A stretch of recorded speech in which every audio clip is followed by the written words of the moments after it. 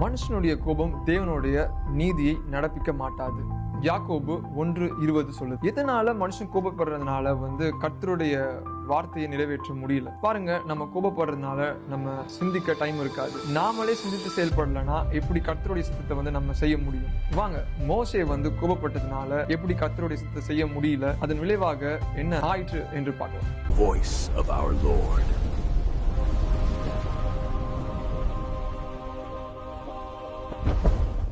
Israel மக்கள் எகிப்துல இருந்து இஸ்ரேலுக்கு போயிட்டு இருக்கிறாங்க. காதேசுக்கு வராங்க. காதேஸ்ல வந்தா அங்க பஞ்சம், தண்ணீர் இல்லை, வறட்சி, அதே போல உணவுகள் செழிப்பாக இல்லை. இதெல்லாம் பார்த்துட்டு நம்ம வறட்சியில இறந்துருவோம் அப்படின்னு பயந்துட்டு மோசேட்ட போய் சொல்றாங்க. மோசே இதை கேட்டு கோபப்படுறாரு. இந்த மக்கள் எத்தனை அற்புதத்தை பார்த்தாங்க. மன்னா வானத்துல இருந்து சாப்பிடுறதுக்கு, வெற்றிகள், எத்தனையோ வெற்றிகள் அடைந்தார்கள், கர்த்தர் கூடவே இருந்தாரு. இதெல்லாம் பார்த்துட்டு திருப்பியும் அவங்க முறுமுறுக்கிறாங்களே அப்படின்னு ஒரு கோபம் மோசேக்கு. அந்த கோபத்துல அவர் என்ன பண்றாரு, ஆரோனும் அவரும் கடவுள்கிட்ட போய் வேண்டான். கடவுள் சொல்றாரு, நீயும் ஆரோனும் கோலையும் எடுத்துட்டு பாறை கிட்ட போங்கன்றாரு. அங்க போய் பாறைகிட்ட பேசுங்க, தண்ணி வரும்னு சொல்றாரு. இதை கேட்டுட்டு மோசே வராரு. திருப்பியும் அந்த இஸ்ரேல் மக்களை பாக்குறாரு. அவங்க இன்னும் முறுமுறுப்பாகவே இருக்கிறாங்க. இஸ்ரேல் மக்கள் அதை பார்த்து இன்னும் கோவப்பட்டு, நாங்க உங்களுக்கு தண்ணீர் வரவழைக்கணுமா அப்படின்னு சொல்லிட்டு அவங்கள பிரதானப்படுத்துறாங்க. அவங்கள அங்க தண்ணீர் கொடுக்க போறது கர்த்தர்.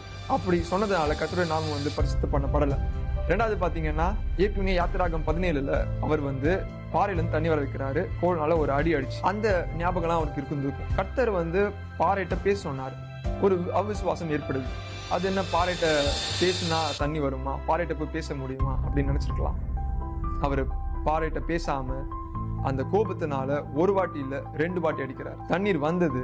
ஆனா கர்த்தர் என்ன சொன்னாருன்னா, நீங்க என்ன விசுவாசிக்கல, என்னோட நாமத்தை பரிசுத்தம் பண்ணல, அதனால நீங்க அவங்கள இஸ்ரேலுக்குள்ள கூட்டிட்டு போக மாட்டீங்க அப்படின்னு சொல்லிட்டார்.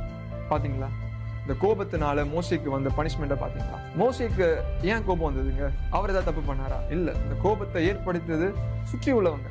நம்மளுக்கும் சுற்றி உள்ளவங்கனால கோபம் வரலாம். ஆனா அந்த கோபம் நம்மளுக்கு தான் தீங்கா முடியும்.